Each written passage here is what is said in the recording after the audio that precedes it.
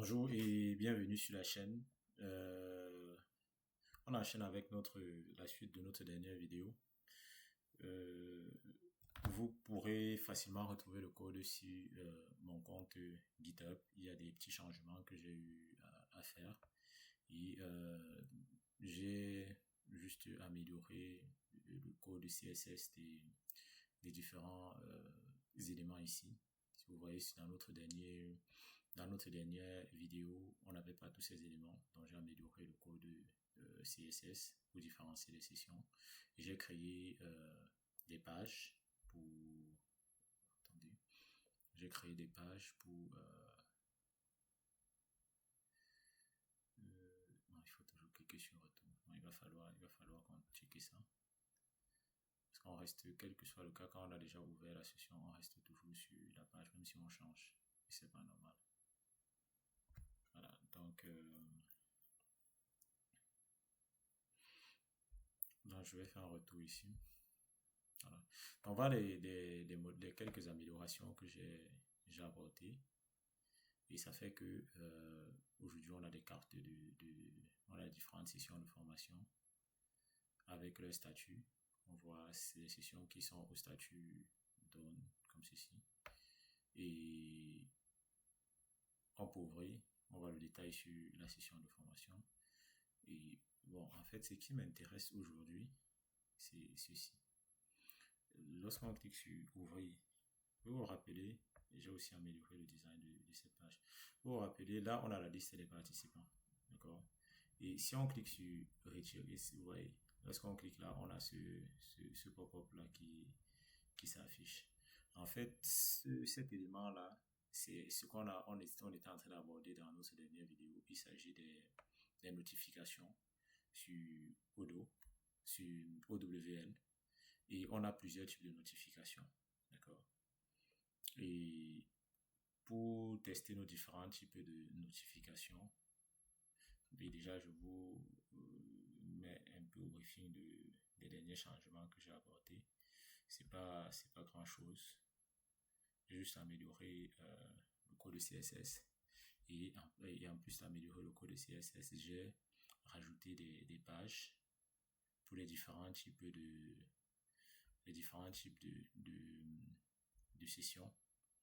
Voilà. Et pour ce faire, dans le composant session Kanban qui est là, j'ai rajouté une props, voilà, de type statut de la session. Et tout ce qu'elle fait, c'est qu'elle va, vous vous rappelez de la méthode ici, search read.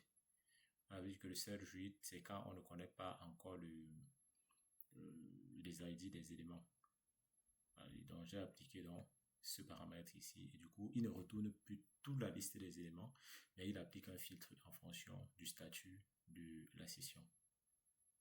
D'accord? Une fois que j'ai fait ça, j'ai juste amélioré le code CSS. C'est tout ce qu'il y a eu comme changement depuis notre dernière vidéo. Si vous n'avez pas vu la dernière vidéo, je vous invite à y faire un tour. D'accord? Alors, on est touché Search, Read et on a amélioré le code CSS. Vous pouvez le faire. Vous pouvez développer votre tableau de bord comme vous le sentez. Donc, et ensuite, dans notre vidéo d'aujourd'hui, ce qu'on veut aborder véritablement, c'est, vous voyez, dans les sessions, c'est pas dans les sessions Kanban. Bon, j'ai aussi rajouté cet élément pour nous permettre d'avoir des icônes. Parce que il serait bien d'avoir peut-être on abordera les services. Parce qu'au moins, ça nous permettra d'avoir ces icônes-ci accessibles par, par, par tout le monde. Par tous les composants qui en auront besoin. On reviendra plus tard lorsqu'on fera une petite refactor de notre code. Et donc, comme je l'ai dit, ce qui nous intéresse là actuellement, c'est les notifications. Vous voyez, on a ici les notifications. Donc, lorsqu'on va cliquer sur retirer, on a ce type de notification là qui va s'afficher. Regardez, c'est juste que je vais vous montrer les notifications. Si on clique là, voilà, participant retiré. D'accord? Et sur Odoo, on a plusieurs types de notifications. C'est juste pour afficher des messages comme ça, pour communiquer. On a des notifications de type warning. On a des notifications de type info. On va dire que les notifications, on a la première notification qu'on avait ici, c'est un warning. Warning, comme ceci. On a info.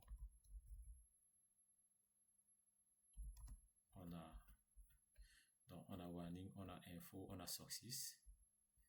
On a warning, on a info, on a success. En cas de info pour afficher une information neutre, d'accord. Success pour dire que l'opération a réussi. Et enfin, on a warning pour signaler un problème non bloquant. Et enfin, danger, une erreur ou une action qui a échoué. Donc, on a ces différents éléments. Donc, et en fait, ce qui nous intéresse là actuellement, c'est clairement de tester ça. Voilà, l'objectif de cette vidéo, c'est de vous montrer ces différents éléments. Et comment est-ce qu'on fait pour les utiliser sur OWL? C'est assez simple. Pour les utiliser sur OWL, il faut utiliser le service OWL notification, dialogue. Voilà. Plutôt le service notification, parce qu'on reviendra sur le service dialogue un peu plus tard dans une prochaine vidéo. Je pense que ce sera dans la vidéo suivante. Voilà. Donc là, warning, on va mettre ici à la place de warning, on va mettre info.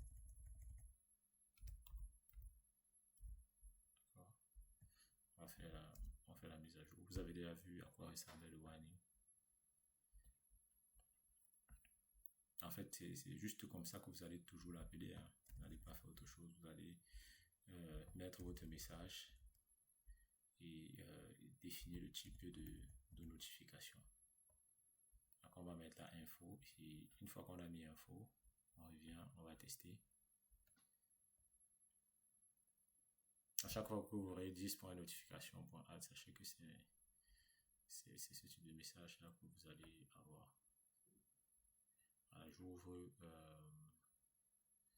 et je clique. Vous voyez, il a changé de couleur. Participant retiré. Donc, on peut rentrer sur. On rentre, on va mettre en cas de succès. Et le OWL est très puissant, hein, tel que je le ressens. Il permet vraiment de développer des interfaces très riches avec Odoo. Il va vous permettre de clairement profiter de ce que Odoo propose. Hein. Il est vraiment très riche. D'accord.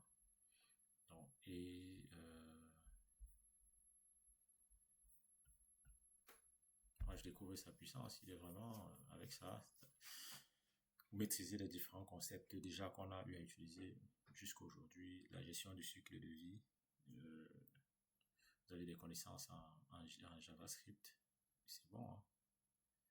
À mon avis, c'est bon. Bon, en cours, je vais ouvrir les sessions.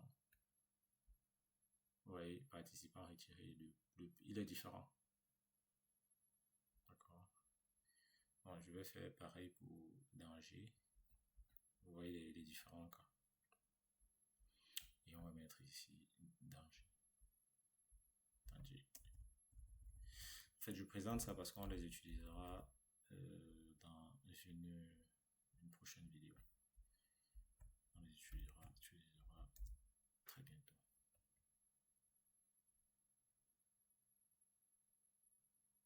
Par exemple, pour ajouter les participants, pour créer un participant et pour supprimer un participant, on va utiliser ces notions-là.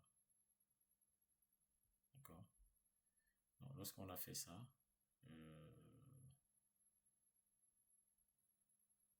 voilà, lorsqu'on a fait ça, on rentre sur une autre page.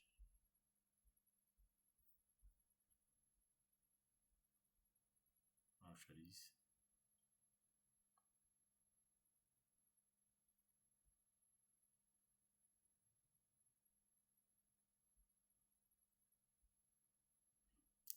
retirer. Vous voyez que la couleur est différente. Ça, c'est un élément de type danger. D'accord? On va prendre le temps. Voilà. Ça, c'est ce que Odo nous offre pour les notifications. On peut mettre le message qui nous plaît, le message adapté est dans cette notification. Donc, et avant de mettre fin à cette vidéo, on va gérer quelque chose de noble. Quand vous voyez le créer un participant ici, voilà. Ça, c'est créer un participant. Moi, ce que je propose pour le créer un participant, c'est que si vous vous rappelez bien, dans l'une de nos vidéos, on avait des apprenants. Et dans la partie des apprenants ici, on avait la possibilité de, lorsqu'on cliquait, on se retrouvait directement sur, on avait la vue forme, quoi. On avait la vue forme qui s'ouvre là. Donc, ce que je propose, c'est que lorsqu'on va cliquer sur créer un participant, qu'on soit redirigé vers la vue correspondante. Vous comprenez ce que je veux dire?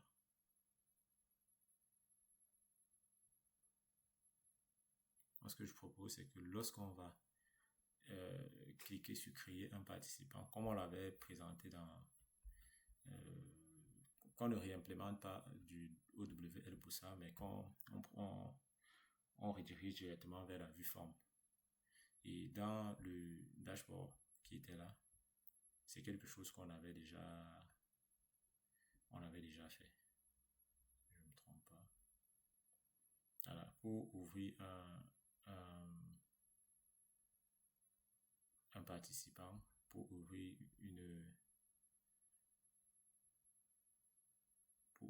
formation, et on l'avait pas fait pour les sessions. Donc, ce qu'on va faire ici, on peut simplement récupérer ceci. Voilà, et on va aller dans le détail de la session qui est là.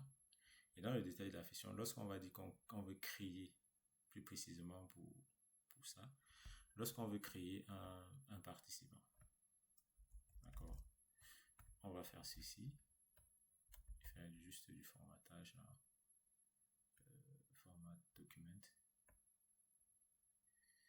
Voilà. J'ai l'impression qu'il y en aura quelque part. Non, ici, pour ça, il faut mettre, ça c'est une fonction asynchrone, vu qu'on utilise une méthode asynchrone à l'intérieur. Donc ici, on va dire que lorsqu'on va cliquer ici, session, d'accord, le modèle, c'est ça. Et on va dire que ce qui nous intéresse ici, ce n'est pas la vue Kanban, la vue liste. On va désactiver toutes les autres vues. On veut juste la vue forme. Dans le jour où il dit qu'il veut créer il veut créer un apprenant. On suppose que ça c'est des apprenants. On veut rajouter on veut pas rajouter un apprenant à la session de formation, mais on veut créer un apprenant. Donc lorsqu'il va dire qu'il veut créer un apprenant, ce que l'on va faire, et je pense qu'il serait bien de plus tard probablement de créer des services pour tous ces éléments, ce serait une très bonne chose. D'accord. On verra comment le faire, quoi. Bon, et ici, on va mettre ici training, formation. On lui dit que toi, lorsqu'on clique sur créer training ou créer, alors tu nous orientes vers voilà. Au clic, tu nous rediriges vers la vue forme associée à ceci. Donc alors si je fais ça.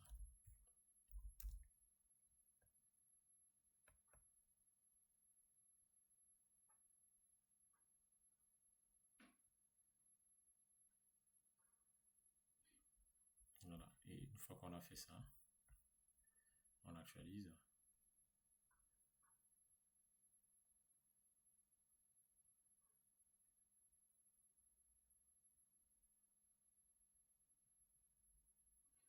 Quand on va dans les sessions, on va dans les sessions en cours. Lorsqu'on va cliquer sur ouvrir, voyez, on clique sur créer un participant. On est directement orienté ici. Et c'était ça l'objectif. C'est ça le but du jeu, quoi. Et s'il décide de rentrer à l'accueil, alors il retourne à l'accueil comme ceci. Mais lorsqu'on dit voilà, en cours, ouvrir, si on clique sur créer un participant, ça nous redirige directement ici. Comprenez? Voilà. C'est un peu ça. Juste pour pouvoir exploiter ce que Podo lui nous propose déjà, pour ne pas redévelopper, voilà, pour ne pas carrément redévelopper la fonction de création. Donc, si je clique sur liste des formations en cours, je clique sur là, créer un participant, je suis automatiquement rajouté vers la liste des participants. Je vais pour le je dis que le code non, ça c'est créer un participant. Donc voilà, j'ai fait une erreur. Créer un participant. Pour créer un participant, il faut renseigner le training ici.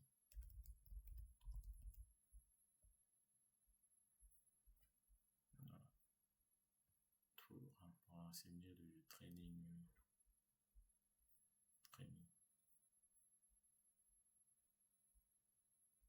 Vous voyez, on va faire je fais la mise à jour.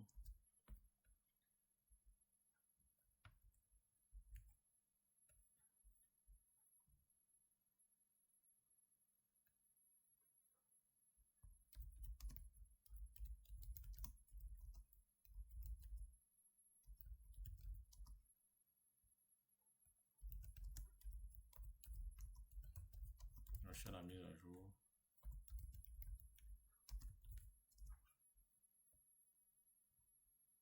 On actualise.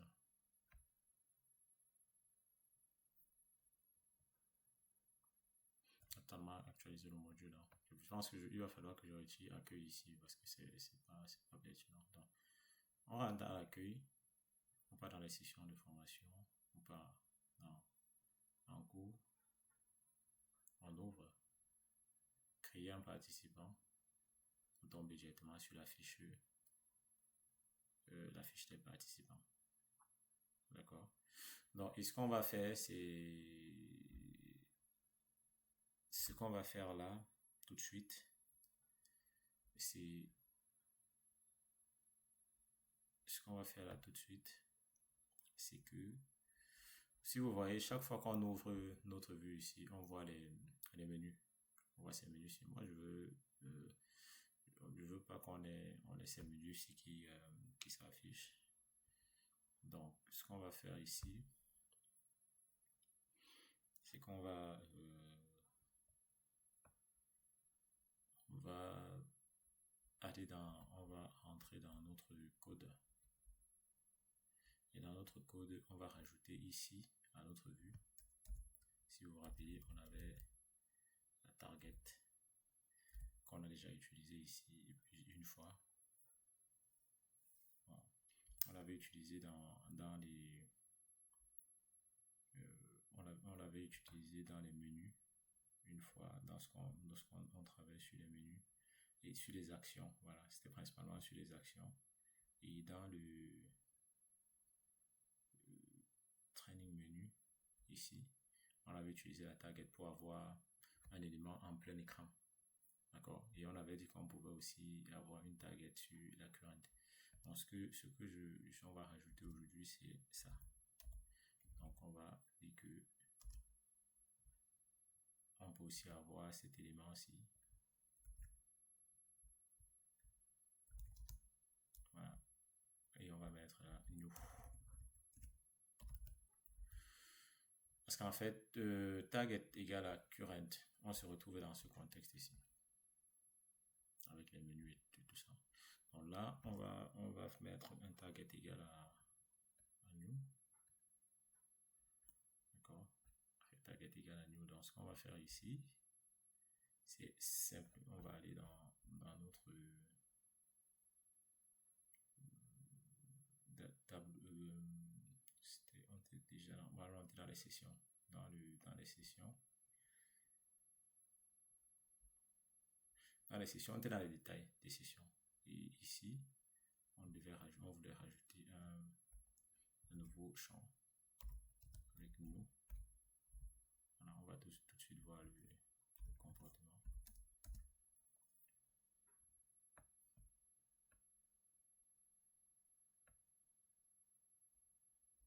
La mise à jour opérée.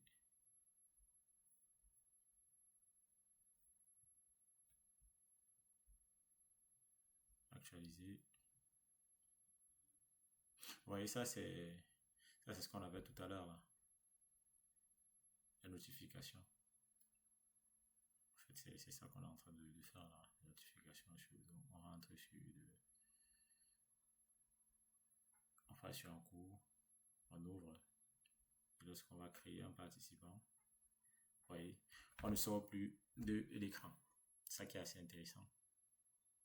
C'était ça aussi l'objectif. Ça fait que on ne sort plus de l'écran et c'est ici qu'on va créer notre participant. En fait, c'est ça la chose. C'est ce qu'on voulait éviter. Ne plus se déplacer pour aller sur l'autre écran. Et là, on peut directement rajouter un nouveau participant. C'était intéressant d'aborder cette notion ici. Donc, et pour ne pas laisser ça à nouveau, on va écrire ici, on va mettre ici, on peut mettre là, nouveau participant. Ok, on peut mettre ici, nouveau participant. Et là, on fait la mise à jour.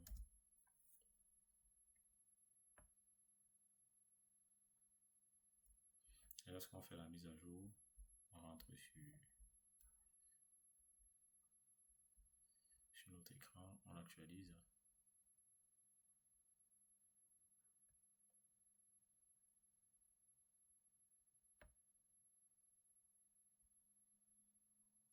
Voilà. Ça fait que je clique là. Créer un participant.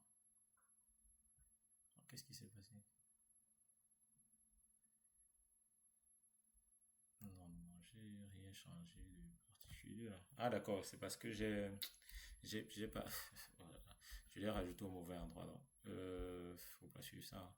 Ici, c'est tag est égal à new et l'information là où je devais changer c'est ici. Nouveau participant. Ça arrive hein.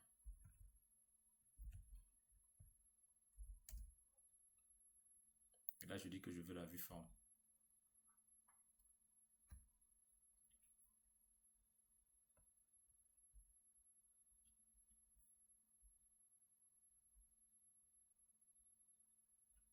Alors, je vais tout de suite rentrer sur l'accueil.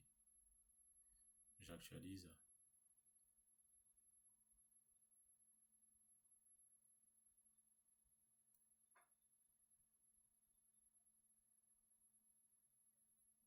On va dans les sessions, on va dans les sessions en cours. On ouvre les sessions, créer un participant, voyez, nouveau participant. En fait, c'est ça notre objectif. On va l'appeler Paul. Son email, on va essayer d'enregistrer pour voir.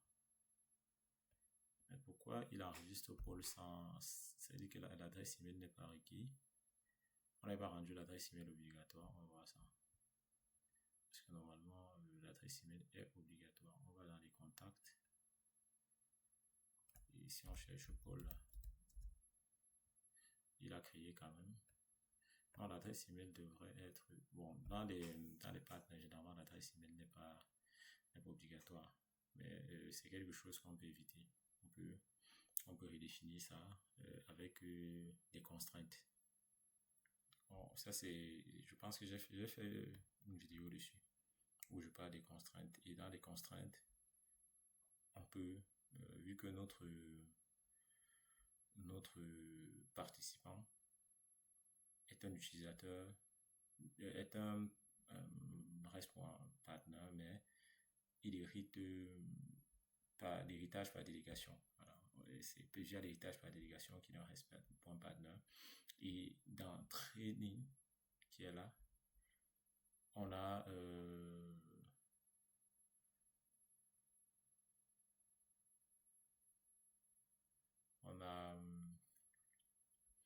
on n'a pas redéfini, mais on peut utiliser des contraintes. Si je me rappelle bien, c'était dans les sessions qu'on avait utilisé cette et j'avais déjà expliqué c'est quoi des contraintes. C'est en fait pour valider les données.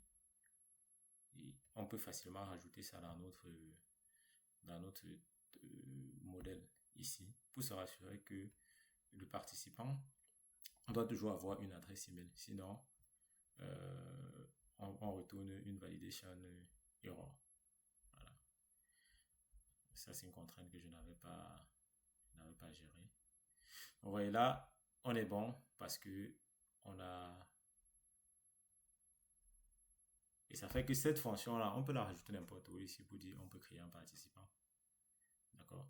Donc, en cours, ouvrir, créer un participant, ça nous affiche ça. J'espère que vous avez aimé cette vidéo. Si vous avez aimé, n'hésitez surtout pas à vous abonner. Parce que créer un participant et ajouter un participant à la session de formation, c'est deux choses différentes.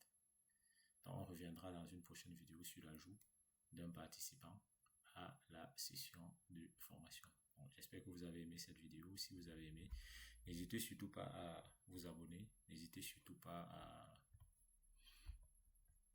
à liker, à commenter. Et parce que si vous vous abonnez, vous serez automatiquement notifié lorsque je publierai des vidéos sur la chaîne. À très bientôt pour une nouvelle vidéo sur Odoo.